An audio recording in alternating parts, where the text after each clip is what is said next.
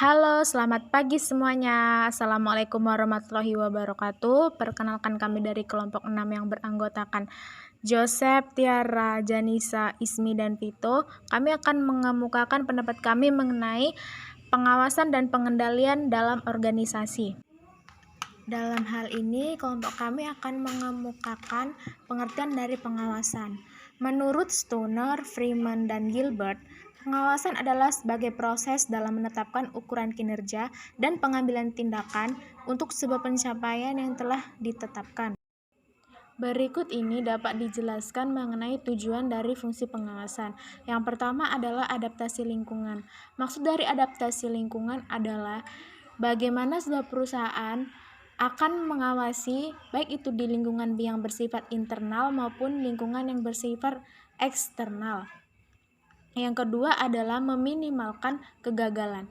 Di sini meminimal kegagalan berarti ketika perusahaan telah melakukan kegiatan produksi, misalnya perusahaan berharap agar kegagalan seminimal mungkin. Contohnya adalah jika perusahaan menghasilkan 9.000 unit yang memenuhi standar dan 1.000 unit yang tidak memenuhi standar, maka perusahaan mengalami 1.000 unit kegagalan. Dalam produksi, hal tersebut akan sangat merugikan perusahaan karena target tidak bisa dicapai.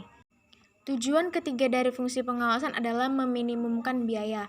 Kita kasih contoh seperti misalnya, terdapat 1.000 pegawai, katakanlah 10% dari pegawai menggunakan fasilitas perusahaan, maka untuk menggunakan telepon untuk kepentingan pribadi perharinya 10 menit, dan untuk setiap 10 menit biaya percakapan via telepon sebesar Rp5.000.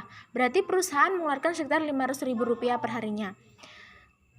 Maka melalui percakapan telepon yang tidak terkait dengan kegiatan perusahaan, dari contoh ini kita dapat memperkirakan berapa banyak biaya yang dapat dihemat, dan sekiranya meminimumkan biaya adalah cara untuk mengoptimalisasi dari sebuah fungsi pengawasan.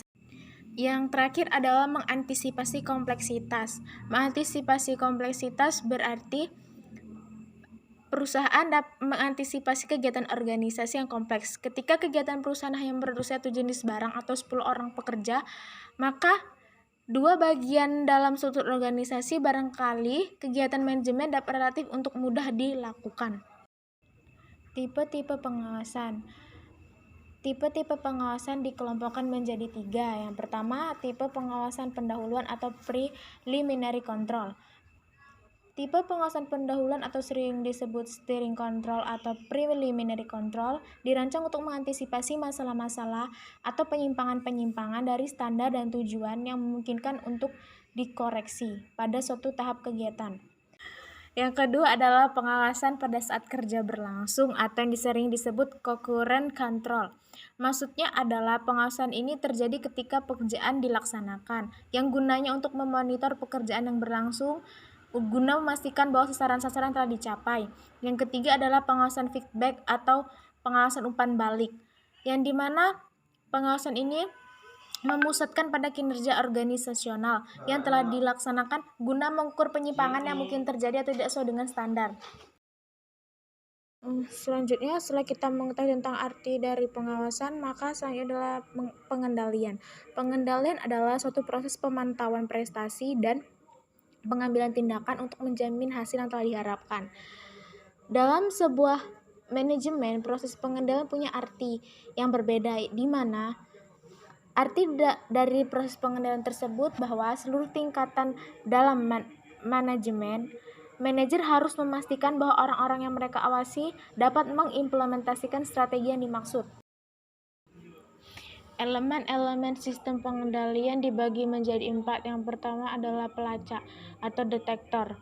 Adalah perangkat yang mengukur apa yang sebenarnya terjadi dalam proses yang sedang dikendalikan. Yang kedua, penaksir atau asesor, yang dimana perangkat ini untuk menentukan signifikasi dari peristiwa aktual dengan membandingkannya dengan beberapa standar atau ekspektasi yang terjadi. Yang ketiga, efektor. Efektor adalah perangkat yang mengubah perilaku jika asesor mengindikasikan kebutuhan yang dipenuhinya. Yang keempat, jaringan komunikasi. Jaringan komunikasi adalah perangkat yang meneruskan informasi antara detektor, asesor, dan antara asesor dan efektor. Baiklah, sekian dari hasil yang kami paparkan. Lebih dan kurang kami mohon maaf. Assalamualaikum warahmatullahi wabarakatuh. Selamat pagi.